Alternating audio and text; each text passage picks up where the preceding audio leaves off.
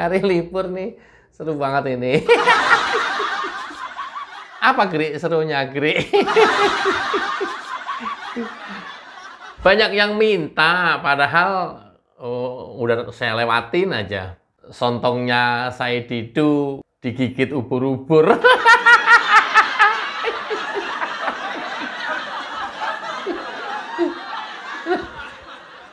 Gri, itu saya Didu kenapa Gri? Nggak tahu. Nggak teriak-teriak jebur ke laut, pegangan kedua tangannya dengan bambu yang tertancap di laut, itu kenapa Gri? Nggak tahu. Kayaknya sontongnya kegigit ubur-ubur kayaknya.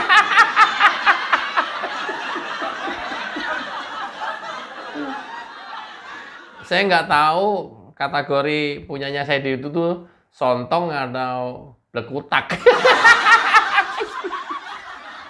Ini istilah saya ini kayaknya yang tahu hanya terbatas orang-orang pesisir dan orang-orang Indramayu kayaknya. Gri ya, blekutak apa Gri? Blekutak itu yang pendek. Kalau sontong itu yang panjang. Keduanya ya ada di dalam laut. Ini mantan sekretaris Kementerian BUMN tingkahnya kayak begini. Coba kita lihat dulu lah. Nanti baru kita bahas.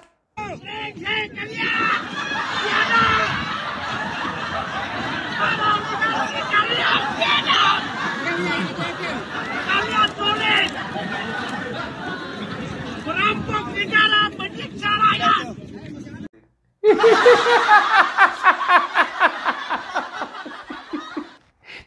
Ini mantan pejabat kok ya kayak begini amat.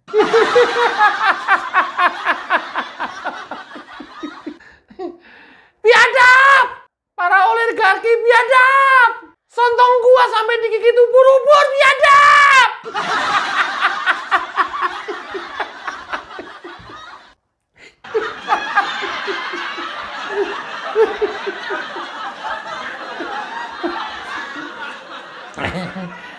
Blekutak saya sampai digigit ubur-ubur biadab!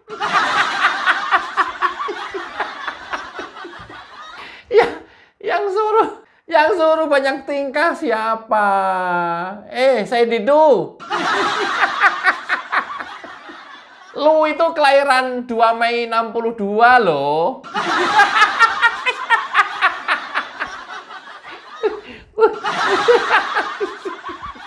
Artinya umur kamu itu hari ini sudah genap 62 tahun. Banyak tingkah. Sontong kamu sekarang dimakan sama ubur-ubur teriak-teriak kan?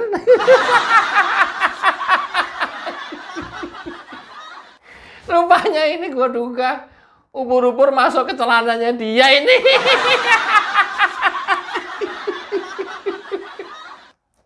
Umur 62 tahun Mbak ya. Udah kisut tinggal.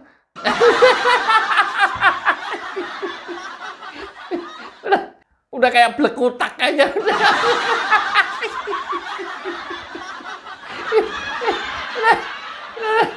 Tapi yang namanya ubur-ubur mah tahu aja. Nggak bakalan salah. Ini kutil katanya. Bukan. Bener, gigit aja, gigit. Udah bener itu. Kok kecil? Iya, memang kecil punya dia.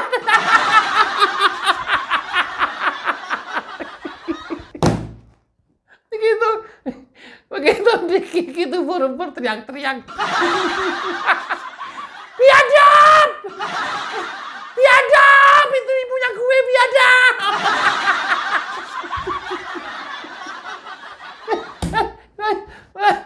Lah kok ya kurang kerjaan, banyak tingkah ya. Usia udah 62 tahun, pasti udah banyak cucu. Ini kelahiran Pinrang, asli Sulawesi. Ya. 2 Mei tahun 1962. Biadab! Sontong gua jangan digigit, biadab!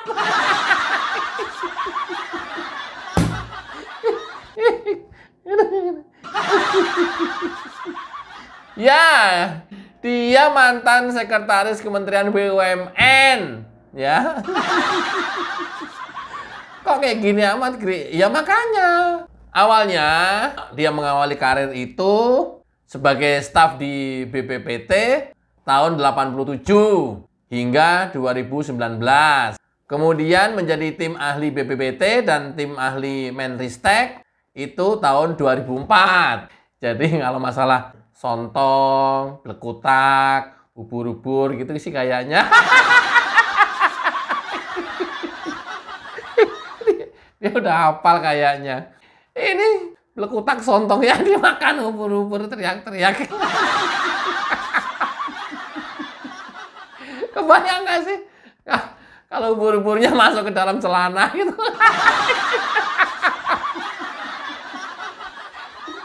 Ubur-ubur juga bingung mau makan yang mana ini, kecil banget katanya. Atau ubur-ubur yang lain udah bener-bener itu bukan, ini mah kutil katanya.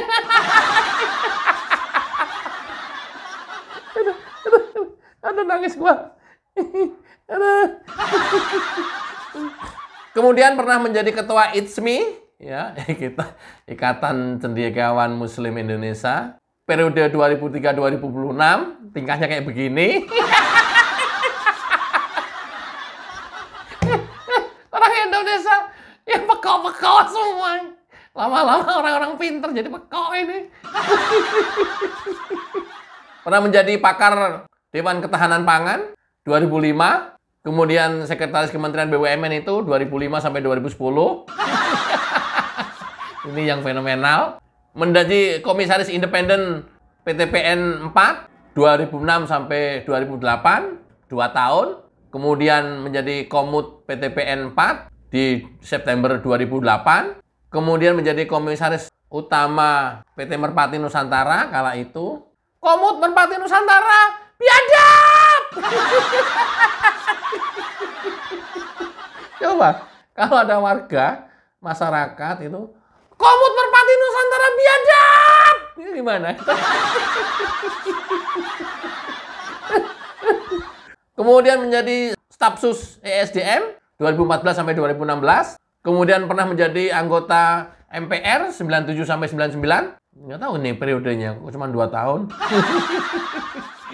Kemudian yang terakhir pernah menjadi Komisaris PT Bukit Asam Tbk 2015 sampai 2018. Jadi nggak tahu pada saat menjabat menjadi pejabat publik dia biadab apa enggak ini. Biasanya orang itu apa yang dikatakannya. Artinya apa? Ya pada saat jadi pejabat dia biadab.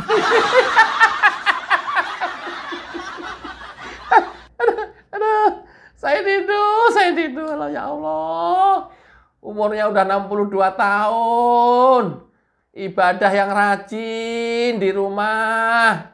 Banyak tingkah. Lu pikir ini memperjuangkan rakyat? Enggak! Lu pikir ini membela rakyat? Enggak! Membela kepentingannya sendiri. Ya, dia punya tanah di Kronjo, pengen dibebasin mahal sama Agung Sedayu. Tapi tentu nggak mau lah.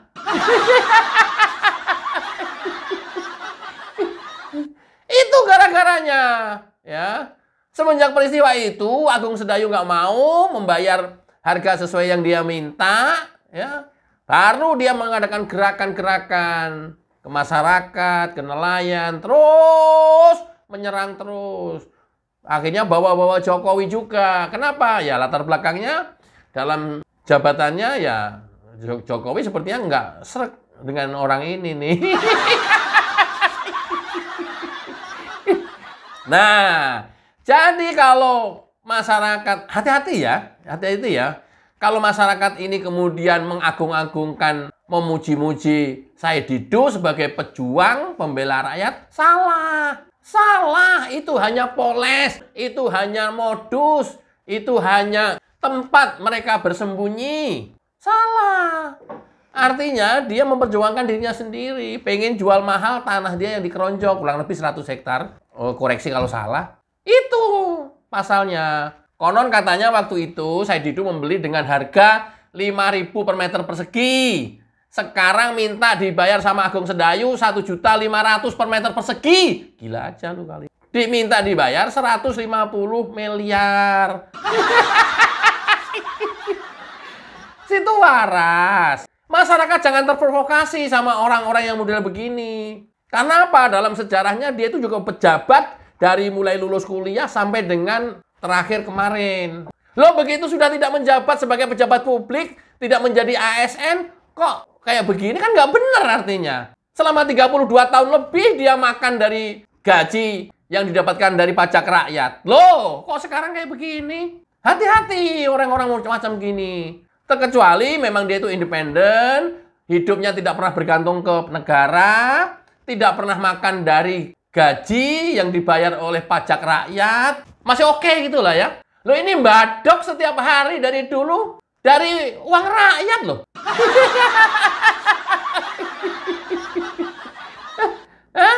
Jangan salah. Kita jangan tertipu ya. Saya tidak dalam kerangka belain developer. Tidak dalam kerangka belain PIK. Tapi saya menduduk persoalkan kan kita jangan kehasut model orang-orang yang kayak saya Didu.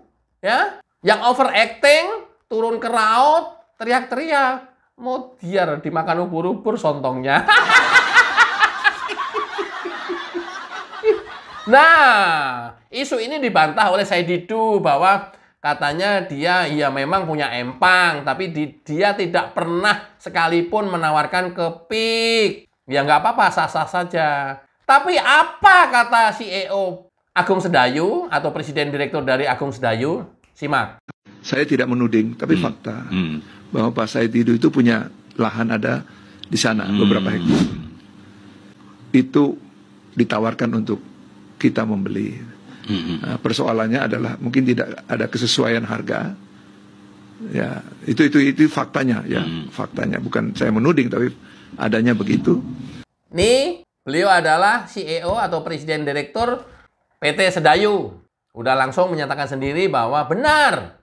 Ya, Saididu itu punya tanah dan pernah ditawarkan tapi tidak cocok harganya. Nah, setelah itu peristiwa semua ini terjadi. Kita tidak membela juga pagar laut. Kalau memang itu salah prosedur, tindak secara hukum.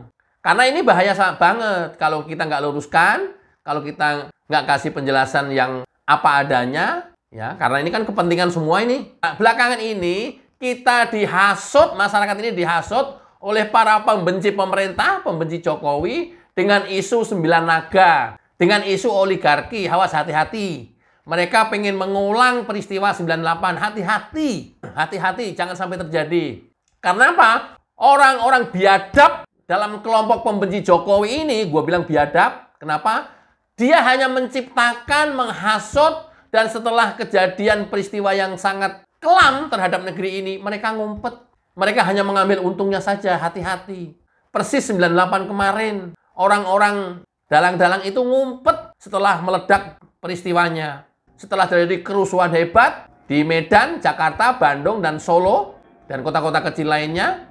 Saya coba ingatkan kembali, apa sih peristiwa 98? Ini bagi teman-teman generasi Z yang mungkin tidak mengalami peristiwa 98. Ini adalah kerusuhan hebat, jatuhnya Orde Baru, Presiden Soeharto, dengan mengangkat isu sentimen negatif terhadap etnis tertentu atau etnis Chinese. Kala itu, nah, isu itu yang dihembuskan, kemudian masyarakat kesulut, terprovokasi, sehingga terjadi peristiwa 98 itu pembakaran ruko, pembakaran mall, pembakaran tempat-tempat usaha milik Chinese, karena memang itu yang dikembangkan, dan itu luar biasa kerugiannya. Setidaknya terjadi 168 orang mengalami pelecehan seksual, kemudian 1.308 mayat kebakar hidup-hidup di mall, di toko-toko karena terjadi penjarahan, dan korban terbakar hidup-hidup mayat ini adalah orang-orang kita, orang-orang Indonesia, orang-orang kita asli pribumi, kalau kita mau bilang pribumi non-pribumi,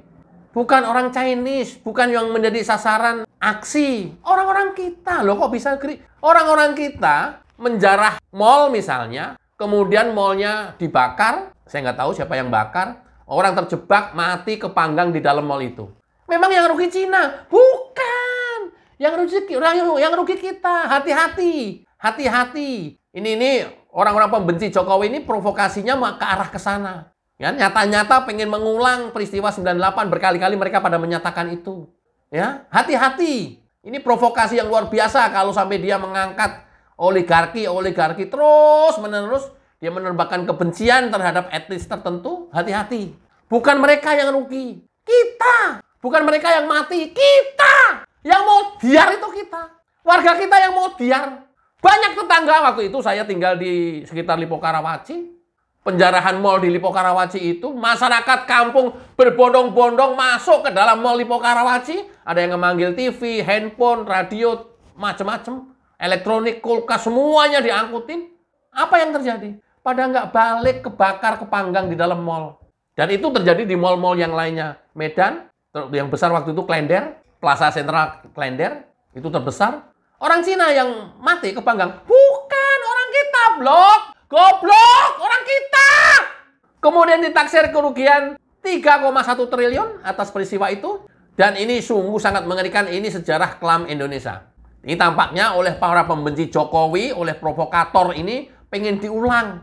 Dengan cara mengangkat isu-isu 9 naga. Dengan cara mengangkat isu-isu oligarki.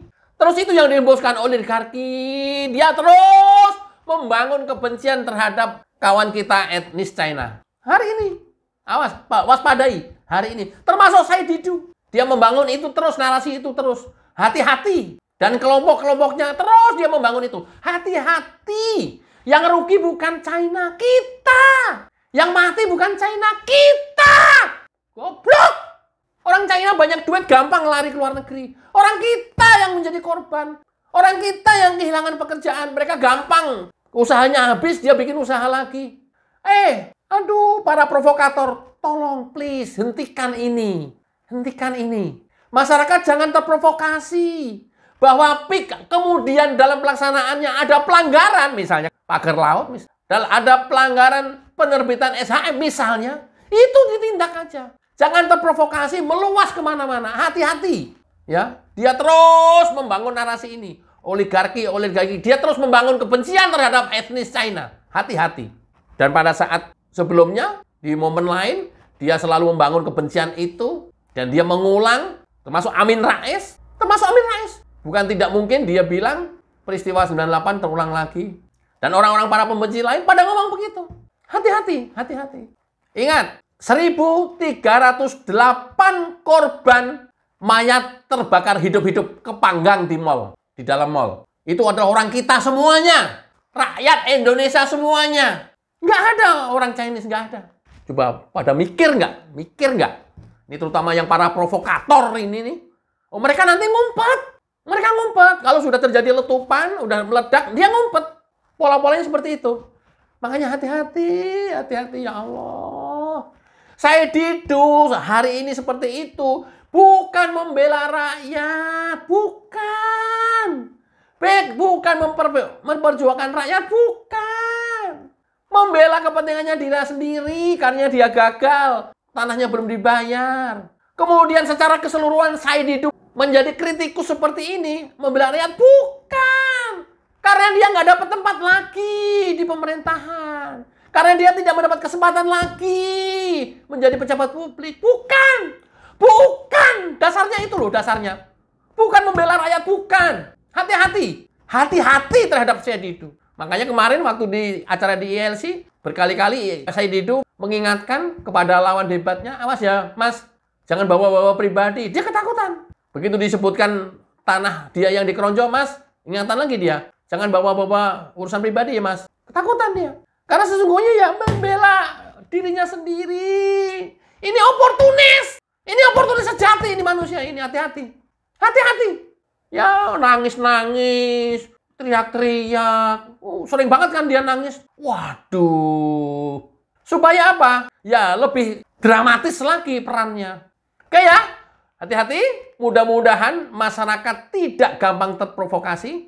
Karena yang mereka bangun, kelompok-kelompok pembenci ini, kelompok-kelompok pembenci pemerintah secara keseluruhan, yang mereka bangun hari ini adalah bagaimana supaya terjadi kebencian terhadap etnis lain yang ada di Indonesia ini. Hati-hati, hati-hati. Kita sudah mengalami itu, dan ini terutama untuk Gen Z, yang tidak mengalami peristiwa 98, hati-hati. Provokasi, hati-hati.